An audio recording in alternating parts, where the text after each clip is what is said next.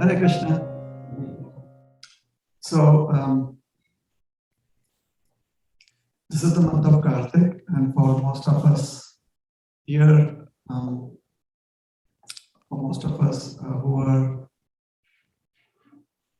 following the teachings of Srila Prabhupada, His Divine Grace A.C. Bhaktivedanta Swami Srila Prabhupada, we understand that during the month of Kartik, we offer our worship to the Supreme Personality of Godhead in the form of Lord Damodar. And this is because there is pramana for this. The suggestion has been given in Hare Bhakti Vilas by Sanatana Goswami that in the month of Kartik, we should worship Lord Damodar and we should glorify him by singing the Damodar Ashtakam, the beautiful stuti, prayers of glorification given by Satyavrat Muni. So we do that. And at the same time, we also hear about the pastime of Lord Krishna being bound by Mother Yashoda. There are many other wonderful events which during this month of Kartik, which help us remember various other pastimes of the Lord. The Govardhan Puja is coming up, so there will be a description of the Lord once again lifting up Giriraj Hill. Whenever we celebrate Govardhan Puja, that is what we are expressing is our desire in the heart that he is lifting up the Govardhan Hill. That is why it is called as Govardhan Puja. So we do that along with him. If in Vrindavan and in many other temples, we also worship the cow. Today is also, on the day of Govardhan Puja, there is also Go Puja done. So, and the cows are nicely decorated and they're allowed to play around. So there is Go Krida. So these are various festivities that happen on the same day as Govardhan Puja. Because that was the day when Sri Krishna had also brought the cows along, and along with Sri Girirajji, they had worshipped the cows and the Brahmanas too. So they had done that worship. And since time immemorial, this worship of the cows during these 5 days of Panchadivali, it is called as Panchadipavali. It begins from Dwadas, or sometimes in India we call it as Baras. So from Dwadashi through Dvitiya. So it begins on Dwadashi and ends on Dvitiya. And in Vrindavan we celebrate the Dvitiya, the second day of the waxing moon after Amavasya. We celebrate that as Yamadvitiya. That is the day where brothers go to their sister's home and they get a lot of blessings from the sisters. They eat a lot of sweets that the sister has made. And the sister prays for the for good health and prosperity and progress of the brother. So it is called as Yamadvitiya. And the reason is that once Yamarajji had come to visit his sister, who was Yami, also called as Yamuna. And they had met after a long time, very long time. Yamarajji was a little unhappy with his situation at home. So he went away as a young man. Many years later, he came back to visit his sister. His sister could not leave home. In those days, girls could not leave home as easily as boys could do. So he comes back and she's very happy. She welcomes him. When the message arrives that he is coming, she cooks a lot of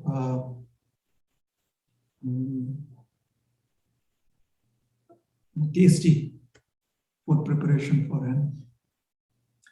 And maybe Yamaraji likes sweets too. So she feeds him. He gives her the blessing that on this day, because I'm so much moved by your affection and love, I bless you that on this day, any girl who feeds her brother a lot of sweets and prays for her brother's health and progress, not only will they be blessed with good health and progress, but they would also never see Yamaloka.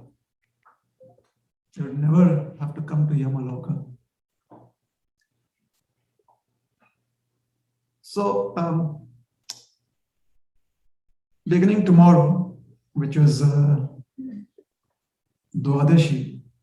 Dwadashi is celebrated according to this ancient custom. It is celebrated as Go Puja Dwadashi also. It is called as Vasubaras or Gobaras or Go Dwadashi, where the cow is specially worshipped. So anyways, following that tradition, the cowherdsmen had worshipped the cows, and then Krishna again worshipped them. Lord Krishna again worshipped them before the worship of Giriraji took place on about 5,000 years ago. Very quickly, we will narrate what happened after Krishna was tied up by Mother Yashoda. Everyone likes to worship Krishna being tied up. But let us see what happened after Krishna had been tied up by Mother Yashoda. So Krishna liberated the Yamala Arjuna trees. Yamala means two. They were the twin Arjuna trees. They were brothers, Nalakuvar and Manigriva. So he liberated them. The only witness to this happening were the animals of Vrindavan and Krishna's friends, the cowboys, the cowherd boy friends of Krishna, the Gopas. The falling of those trees had created a huge sound which had reverberated throughout the land of Vrindavan. So Nanda Baba was out in the fields. So when he heard that crashing sound, he immediately came running to Nanda Baba. Mother Yashoda was in the interior, in the kitchen, and she was convinced that Krishna would be all right. So maybe she had earplugs on, but she was a little late to respond. Somebody had to come to her and tell her that, do you know what happened? Lala has been surrounded, he is in the middle of these two huge uprooted trees. So that happened later. So Nanda Baba comes up to that place. In the meanwhile, his friends have done their best to untie Krishna. They have been royally unsuccessful. None of them could untie the knot. So Nanda Baba comes, and when he sees Krishna there with the two huge trees on either side of him, Nanda Baba is stunned. He's so concerned for Krishna. He immediately rushes up to Krishna and looks Krishna all over. And then he realizes that he cannot look him all over because he's tied up. That is how a parent would react. But at the same time, the child is Krishna, so the attraction is really strong. And the father is Nanda Baba or Nanda Maharaj. So the emotions are really powerful. Nanda Baba looks at the knot and he's untying the knot, and at the same time he's blabbering like, who tied you up? How did this happen? And like Nanda Baba in Hindi, in Braj Bhasha says, Dekh lunga usko. I will really see to it that the person who has done this gets some reaction, punishment. Krishna is all quiet. He's like, okay, what if I tell it's not Yashoda Maiya? Krishna, growing up, knows the dynamics at home. He knows who is the real boss at home. Like Mother Yashoda always has her opinion. So he keeps quiet. But the cowherd boys, they are jumping up and down.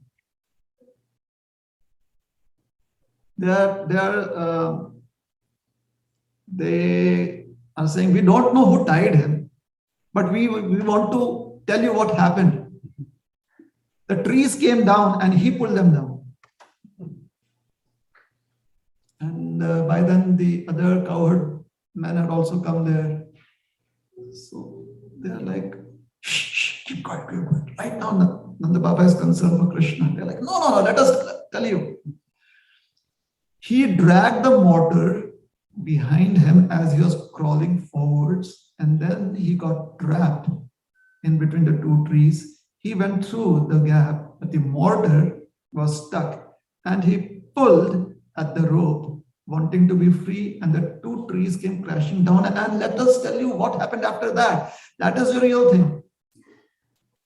These huge personalities, they were like shining brilliantly. They were like extraterrestrial beings. They did not know such big words then. Anyways, they were like aliens, but beautiful aliens. Really attractive. And they had this helmet, and they had earrings, and their jewelry, and they were very fulgent, powerful, big personalities. And then they bowed down to our friend Krishna. They bowed down to Kahana. And Krishna, when he heard his friends glorifying him, he kind of puffed up his chest a little. Like, I did that. Nanda Baba is still not hearing most of it. He's hearing at the same time. His concern for Krishna is masking what he's hearing.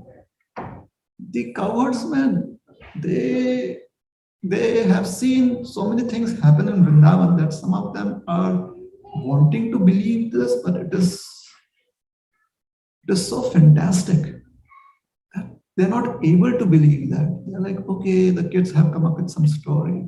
They're like, no, let us tell you. And they told the entire story of how these two boys had been cursed, and they are from the heavenly planets. They're the sons of Kuvera. And the cowherd men were like wondering that without the internet, where do they get the stories from? And how did they get these stories from? Where are these stories coming from? They're simply wondering at their imagination.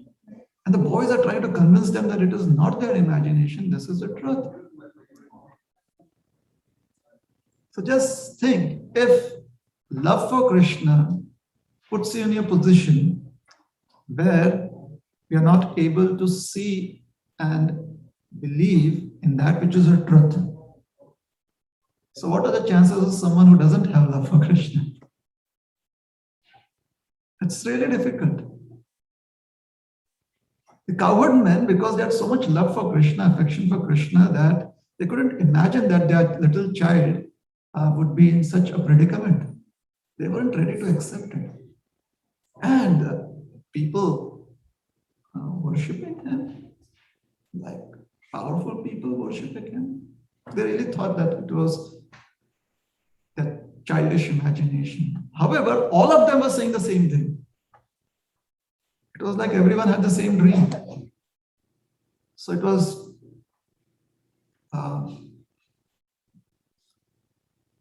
the same story to every mouth, couldn't be discarded. They were really confused as to what should they believe and what they shouldn't, what they should accept and what they shouldn't. And whenever this happens, they simply surrender unto the Supreme Lord.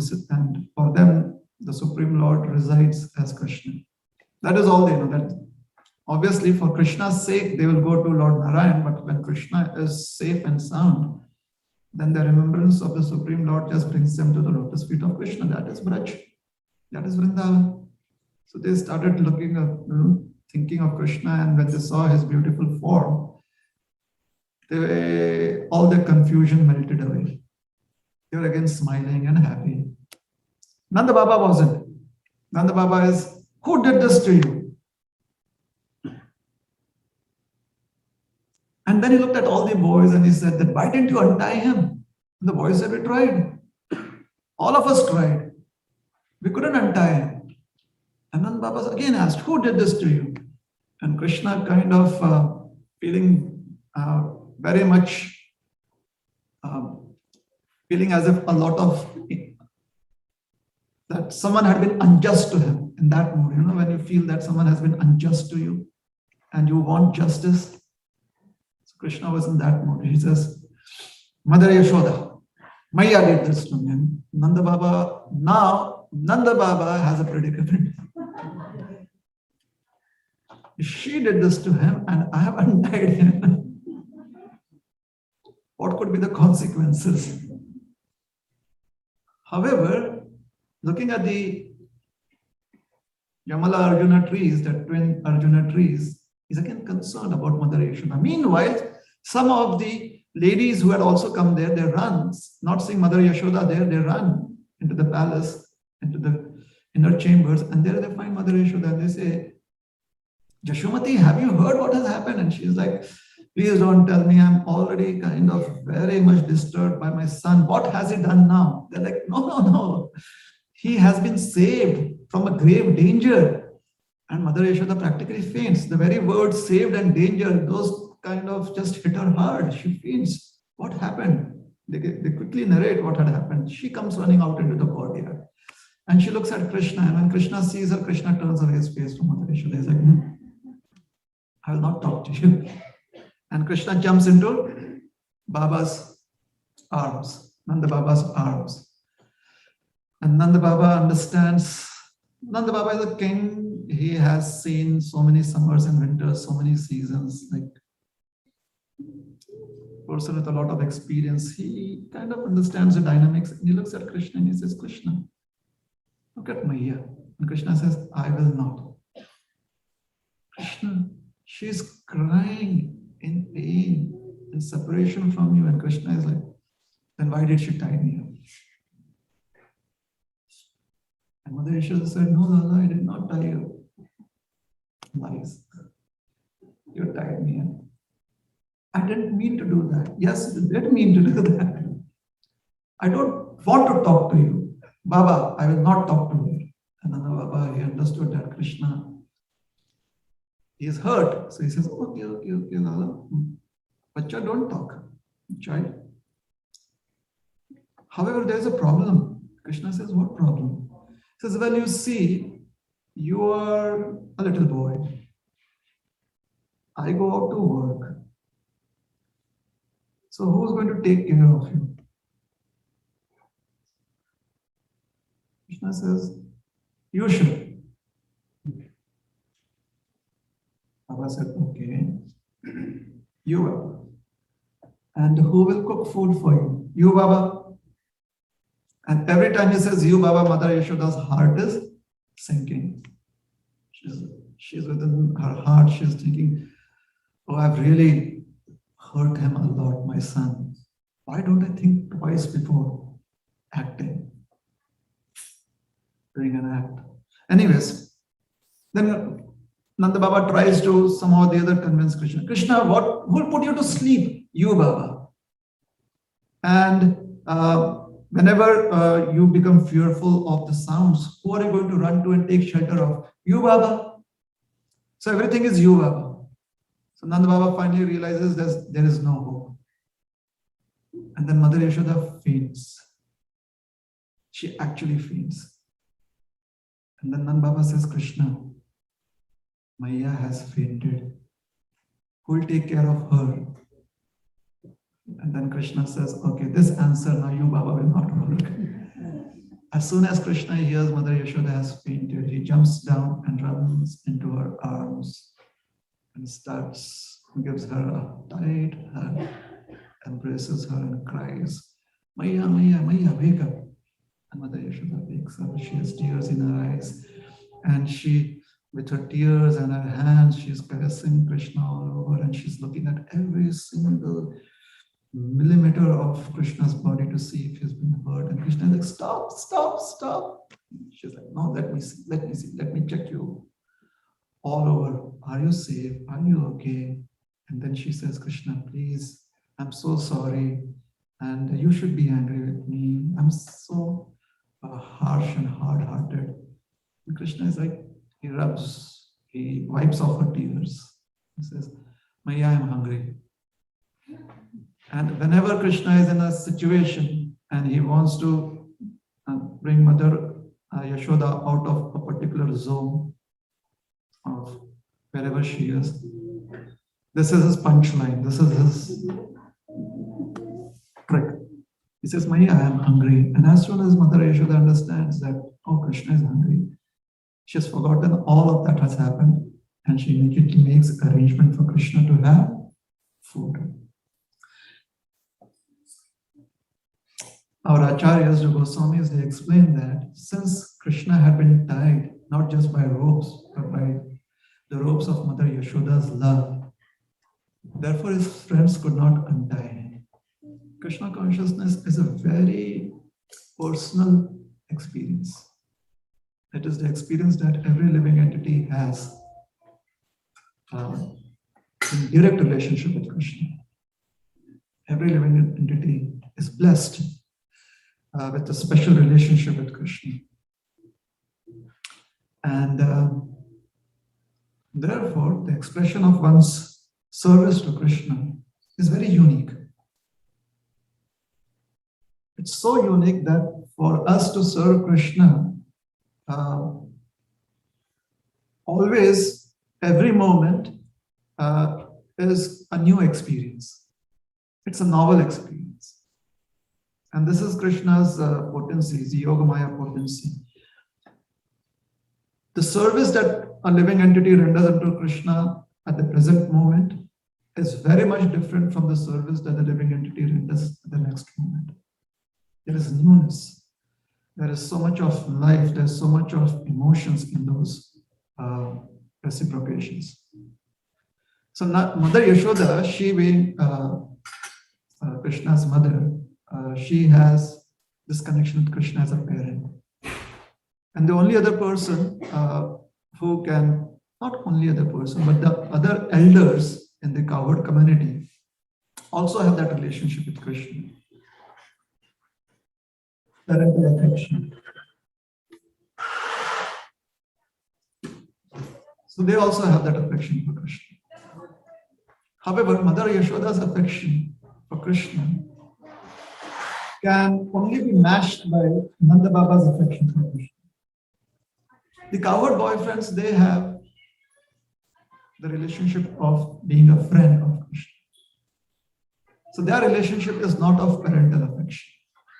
Since the rope that was used to bind up Krishna to the wooden mortar was the rope of love, parental love, the cowherd boys did not know the art of untying that rope. They did not have access to the art of untying that rope. So Krishna consciousness is so personal. Or what is Krishna consciousness? Krishna consciousness is the ability of the living entity to serve Krishna to their heart's content. Sometimes you want to serve this way, sometimes you want to act that way. All of those aspirations and much more and beyond can be perfectly reciprocated in a relationship with Krishna for time immemorial. And it can be done in a very personal way, uniquely. So unique that every moment is different from the next moment of service.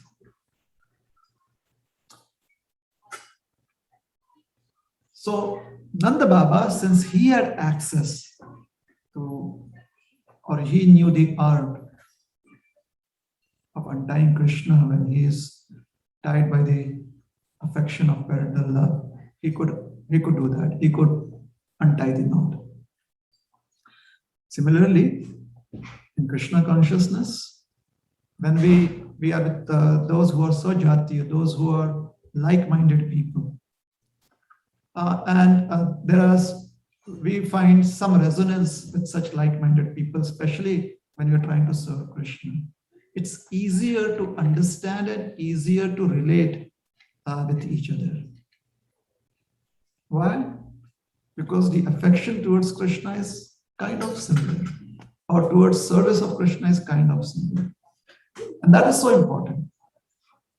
It opens up a realm of association, a realm of being part, or it opens up the idea, the option of being part of a community, and a huge community that thinks likewise. And when we have such association, therefore the cowherd boys are very happy being with their friends, cowherd boys. The cowherd girls are very happy being with their friends, the cowherd girls. The elder gopis and the elder gopas are happy being in their community. The cows and the calves are happy being with the calves. As their orientation towards Krishna is very similar. That is called as sajati. In our practices of Krishna consciousness, it is important that, or it is helpful rather than important. Sometimes words such as important, they seem very dictatorial.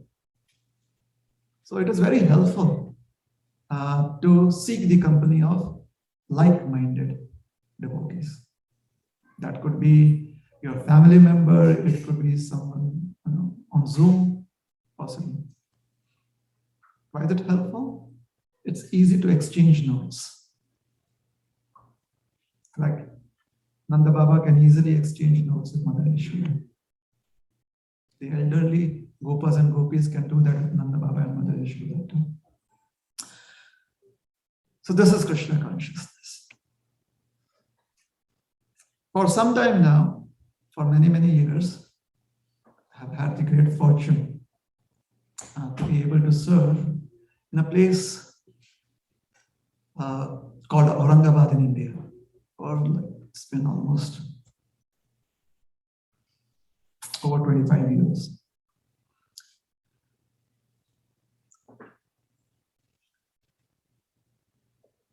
Many ages ago, this place was famous as Devagiri, the abode of the Devas. There's a beautiful mountain that is considered to be the abode of the Devas. So it is called as Devagiri. And in the Puranas, this place is a suburb of a very holy tirtha, a very, very holy pilgrimage place, Pratishtanpur. Pratishtanpur is where the river Godavari flows. The river Godavari, which is Dakshin Ganga, not different from the river Ganga. River Godavari is Mother Ganga that has appeared in the mountains close to, in the mountains of the Western Ghats, the Sahyadris in India, close to Nashik, at the foothills, or where there is the temple of one of the Jyotirlings of Mahadev, Trimbakeshwar. So there are the Brahmagiri mountains there, Lord Brahma, that tapasya there, so the Brahmagiri mountains are there. And that is the origin of the river Godavari. So Mahadev, Lord Shiva, was invoked by a great rishi, Agastya Muni, and he invited him to liberate the waters of the Ganges from his matted hair, his jata. So that is how she flows down from there through Nashik, Panchavati, and via Pratishtanpur, which is close to present-day Aurangabad. Pratishtanpur in today's times is called as Paithan. So what is a Puranic reference of Pratishtanpur? So Rupa Goswami in his Bhakti Rasamrit Sindhu, he says that Pratishtanpur is famous for one dedicated devotee of Lord Narayan who had prepared sweet rice in his mind. And after he had prepared sweet rice, kheer, in his mind, he wanted to see if the kheer had cooled down to be offered to the Lord. And this was Manasa Seva that he was doing. So to check whether the sweet rice was cool enough, he put in his little finger to understand the temperature. And it was very hot, and his finger got burned, and he came out of his meditation. And when this all happened in his meditation, Manasa Seva. And when he comes out of his meditation, he sees that his finger is actually burned. And then Lord Narayan is laughing in Vaikuntha. Just look at my devotee.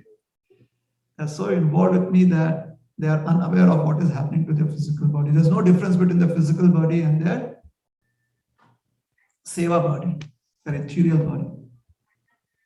There's no difference. So that place is on the banks of the river Godavari. And there are many, many holy places. Prabhupada writes in the Chaitanya Charitamrita that when Lord Ramachandra came to Dandakaranya forest, he says Dandakaranya is Nashik and Aurangabad. So anyways, we were fortunate to be associated with many devotees there. And we have come up with this service to Srila Prabhupada in the form of a temple and other facilities. These demigods, like big demigods, they could create the planet even. They can have there are many different planets. They can stay there and do meditations. Do many, sorry? Meditations. The demigods can do their meditations. Okay. But why do you come here after time and do it? Like just giving a class, like Brahmaji did some. Oh, okay. The tapasya. Yeah, tapasya. And some other demigods also they do some tapasya. Lord Shiva also comes. Why they have to do in other planets? Why they cannot do? There are so many planets there. Okay. The first reason is because they have access to these places and they can come and do it with the tapasya here. Secondly, they do tapasya in other planets also. We just have information of our planet. They also do tapasya there. Just like Maharloka is full of tapasvis doing tapasya. The tapasloka is full of tapasvis doing tapasya. So a lot of saintly personalities and even demigods who want to do tapasya, austerities, meditation, they do it there too. We have information which can help us. So we have information about the holy places on this planet. In the last time you said lecture, this Earth planet is a most auspicious planet. But there are so many other planets that they can do tapasya without any interruption, any disturbance. They can create a nice planet and go into the tapasya. Why consider that? So why is the Earth planet considered to be by Rupa Goswami, is it considered to be so different and auspicious, right? That is a question. First of all, if we again look at Rupa Goswami's instructions, it is meant for humans, directly meant for us. Others can also take benefit of those instructions. So on the planet that we exist, he is trying to help us understand the greatness of the facility that we have on this planet. Secondly, the Earth planet, according to him, he says that here is where the Lord performs his Bali Leela. He incarnates, he descends. The Lord appears on the Earth planet and performs his Bali Leela, which is so difficult to observe even in the spiritual world. That makes this very, very auspicious. He has done it. At least in this kalpa, we know that he has done it. Maybe previous kalpas also he must have done. So the childhood pastimes of the Lord, especially as a son of Nanda Baba, and to a certain extent as a son of Mother Kaushalya, he has revealed those pastimes, plus other pastimes too. So that makes it very special. Of all the other planets, this is where he has performed. So it's like we do not need a visa to be here. We are like the residents of this planet. So that is so auspicious. Thirdly, the Earth planet is the planet where the law of karma can really be seen to be functioning. Earth planet, obviously, it can be some considered to be Bhuloka. There are other references that it is one of the planets in Bhuloka. So the Bhumandal that is there is where the law of karma can really be seen functioning. Whereas the upper planets are planets of bhoga, very simply, and the low planets also planets of bhoga. So you enjoy the results of your previous activities. And then you get an opportunity to again perform activities that build up your credits. So for that, you have to come to the Bhuloka, and especially the planet Earth. Another reason is planet Earth is the energy, or she is the consort of Lord Varahadev. And of all the planets, this is the planet that the Lord has accepted as his consort. So again, that makes the Earth planet very special. Is that helpful? So we can stop here. Thank you very much. Hare Krishna.